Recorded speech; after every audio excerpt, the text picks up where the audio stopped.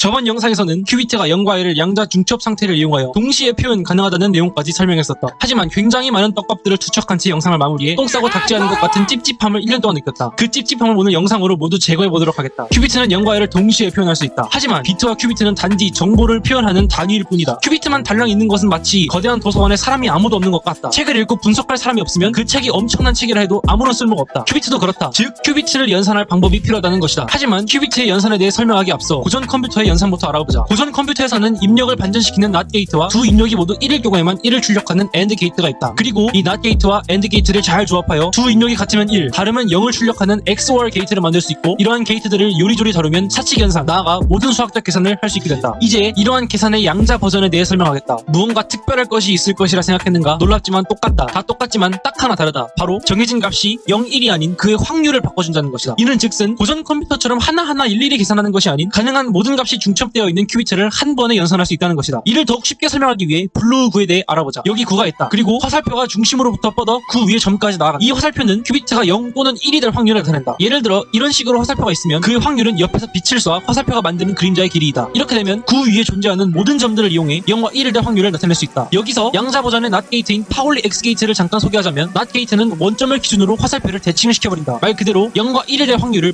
반전시켜버린다는 것이다. 이처럼 큐비트는 양자 게이트를 잘 조합해 계산한다. 그리고 여기서 꼭 기억해야 할 것은 확률을 한 번에, 중첩되어 있는 모든 상태를 한 번에 계산한다는 것이다. 그리고 더욱더 놀라운 사실이 있다. 고전 컴퓨터의 계산에서는 정보의 손실이 일어난다. 앞서 소개한 XOR 게이트에서도 알 수 있듯이 입력은 2개이지만 출력은 1개이다. 하지만 양자 버전의 XOR 게이트는 모든 상태를 한 번에 계산하기 때문에 출력 또한 1과 0으로 정해진다. 즉 입력과 출력의 개수가 같은 양자 컴퓨터의 계산에서는 정보의 손실이 일어나지 않는다. 그런데 정보의 손실이 일어나게 되면 필연적으로 열이 발생하게 된다. 이것을 란다우의 원리라고 한다. 지금 슈퍼컴퓨터는 컴퓨터 자체에 들어가는 전력보다 이를 냉각하기 위해 더 많은 전력을 소비한다. 왜냐하면 컴퓨터가 뜨거워지면 회로가 먹통이 되어 회로가 엉망이 되어버리기 때문이다. 그런데 양자 컴퓨터에서는 이론상 정보의 손실로 인한 열이 발생하지 않는다. 즉 열 발생으로 인한 오류가 날 일이 없을 뿐더러 냉각에 드는 전력도 엄청나게 줄일 수 있는 친환경 컴퓨터가 될 수도 있다는 것이다. 하여튼 양자 컴퓨터는 양자 게이트를 이용해 중첩된 모든 상태를 한 번에 계산한다. 그런데 저번 영상에서도 남긴 떡밥, 결국 관측하면 파동함수가 붕괴되어 하나만 볼 수 있는데, 그렇게 모든 상태를 한 번에 계산한들 무슨 이득이 있다는 말인가? 아주 쉬운 예시를 들어보겠다. 고전 컴퓨터에서 덧셈 회로를 만들어 보겠다. 0 더하기 0, 0 더하기 1, 1 더하기 0, 1 더하기 1이라는 4가지 가능한 경우 중 하나씩만 계산을 실행할 수 있다. 하지만 양자 컴퓨터에서는 중첩 상태를 이용해 이 4가지 경우를 한 번에 계산해낼 수 있다. 그렇다면 양자 컴퓨터의 계산은 고전 컴퓨터보다 4배 빠르다고 할 수 있을까? 아니다. 이것이 대부분의 사람들이 가지고 있는 큰 오해 중 하나이다. 왜냐하면 결국 얻을 수 있는 결과는 하나뿐이기 때문이다. 심지어 이 경우에서는 결과를 관측하면 4경우 중 하나를 랜덤으로 관측해야 된다. 그럴 바엔 고전 컴퓨터가 훨씬 나을 것이다. 바로 여기서 양자 알고리즘이 필요해진다. 모든 상태를 중첩해 한 번에 계산할 수 있는 장점을 살리고 결국 하나의 상태밖에 관측할 수 없다는 한계를 극복해 비로소 양자 컴퓨터가 힘을 낼 수 있도록 도와주는 방법이 바로 양자 알고리즘이다. 지금까지 발견된 양자 알고리즘은 약 60개이며 찾아보고 싶다면 퀀텀즈라는 웹사이트에 현재까지 발견된 모든 알고리즘들이 정리되어 있다. 대표적인 양자 알고리즘을 몇 가지 소개해보겠다. 처음은 그로버 해법이다. 그로버 해법에서는 우리가 보고 싶은 결과값에 해당하는 파동 함수의 진폭을 크게 해 확률을 높이고, 아닌 것들은 상수를 시켜 확률을 줄인다. 0000부터 9999까지의 숫자 중 하나인 비밀번호를 알고 싶으면 10,000가지 비밀번호를 한 번에 중첩해 정답을 알아낸 다음 그 정답에 해당하는 확률을 계속해서 높여 관측해낸다는 것이다. 그리고 이를 수학적으로 계산하면 n가지 패턴에서의 정답을 찾을 때 루트 n회만 확인하면 답을 찾을 수 있다. 이 외에도 소인수 분해를 단박에 해결해버리는 현대 암호 체계를 박살내버릴 슈어 해법이나 연립 1차 방정식 해법 등등이 있으나, 미래를 송두리째 바꿔버리고 기술의 대혁신을 불러올 양자 알고리즘이 있었으니 바로 양자 화학 계산 해법이다. 이는 결국 양자 컴퓨터의 초심으로 돌아간다. 양자 법칙으로 만든 컴퓨터로 양자 세계를 시뮬레이션 하자는 파인만의 생각 말이다. 만약 원자 안의 전자가 뉴턴의 고전력학처럼, 그러니까 지구가 태양계를 도는 것처럼 원자의 주위를 돌고 있었다면 슈퍼컴퓨터로도 충분히 계산이 가능하다. 하지만 실제로는 전자는 공간에 퍼져 있다. 전자는 확률로서 존재하고, 그러니까 전자는 여기 있을 수도 있고 저기 있을 수도 있다. 지 맘대로다. 그리고 이 운동은 전자의 중첩 상태가 시간에 따라 변하는 것을 알려주는 슈레딩거의 방정식에 의해 결정된다. 이렇게 지 마음대로 움직이는 전자를 고전 컴퓨터로 계산하는 것은 마치 9 곱하기 100을 9를 100번 일일이 더해 계산하는 것과 같다. 원자에서는 전자가 이 궤도에 있을 수도 있고 저 궤도에 있을 수도 있다. 즉 다양한 전자의 궤도가 중첩 상태에 놓여있다는 것이다. 중첩 상태에 놓여있다. 어딘가 익숙하지 않은가? 바로 큐비트다. 큐비트로 전자의 중첩 상태를 표현하면 되는 것이다. 예를 들어보자. 이렇게 3개의 궤도가 있고 한 궤도에 전자가 들어가면 1, 없으면 0일 때 우리는 가능한 모든 상태를 3개의 큐비트에 대응시킬 수가 있게 된다. 다음으로는 이 전자들이 따르는 규칙인 슈레딩거 방정식을 앞서 소개했던 양자 게이트를 조합해 회로로 표현하면 전자의 움직임을 양자 컴퓨터에서 그대로 재현할 수 있다. 이것이 더욱 많은 큐비트를 다룰 수 있게 되어 더욱 강력해지면 완전히 새로운 세계가 열리게 된다. 우리의 세계를 이루고 있는 분자를 컴퓨터로 재현이 가능하다는 것은 직접 실험을 하지 않아도 내 마음대로 상황을 만들어 무엇이든지 할 수 있다는 것이다. 병의 원인이 되는 바이러스나 분자와 상호작용해 그 작용을 억제하는 분자를 발견해 암이나 알츠하이머 같은 난치병을 치료하는 새 지평선을 열 수도 있고, 다양한 분자를 시뮬레이션해 고성능 배터리를 만들 수도 있으며 빛을 쫓는 상황을 시뮬레이션에 더욱 효율적인 태양 전지를 만들 수도 있다. 이 외에도 무궁무진한 활용 가능성이 있는 것이 바로 양자 컴퓨터이다. 하지만 강한 힘에는 강한 책임이 뒤따르는 법이다. 양자 컴퓨터의 개발에는 수많은 난관이 기다리고 있으며 아직 우리는 진정한 양자 컴퓨터에 발도 들이지 못한 상태이다. 이 양자들은 극도로 주변 환경에 예민하다. 공기 중 다른 분자나 입자와 부딪히기라도 하면 계산이 엉망이 될 것이고 주변의 자기력이나 전기력에 의해 상호작용을 해버려도 마찬가지다. 하지만 더욱 골 때리는 것은 이런 예민한 양자와 우리는 상호작용을 해서 계산을 하고 관측을 해야 한다는 것이다. 그리고 고전 컴퓨터의 비트는 어느 정도 노이즈가 있어도 일정 범위만 벗어나지 않으면 판정 이상해지지 않지만 양자 컴퓨터의 큐비트는 파동이 조금이라도 달라지면 오류가 생기며 계산이 지날수록 계속 오류가 누적된다. 제 아무리 99%가 되는 정확도라고 하여도 10번만 반복하면 37%가 된다. 이처럼 양자 컴퓨터의 개발에는 수많은 난관이 있으나 양자 컴퓨터가 가지고 있는 가능성은 가히 무궁무진하다. 하지만 현대 대한민국의 양자 컴퓨터 기술력은 미국에 비해 7년이나 뒤처져 있다고 한다. 우리나라에도 많은 양자 컴퓨터 인재들이 생기길 바라며 영상을 마무리하겠다. 아디오.